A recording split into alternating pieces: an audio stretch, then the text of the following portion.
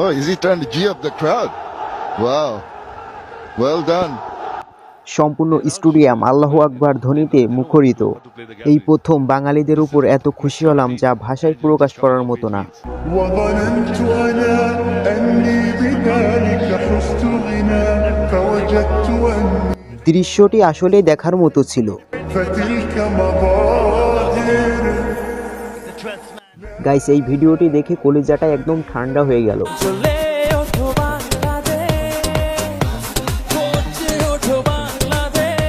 সঠিক সময়ে সঠিক জয়। It's the boys back in Bangladesh. Like I say, it's a team effort. And I'm just very proud to be a part of that again. I love the country. I love the people. It's difficult to speak Bangla, but I love different things. Kala hobe. আমি কি কাউকে গালি দিয়েছি?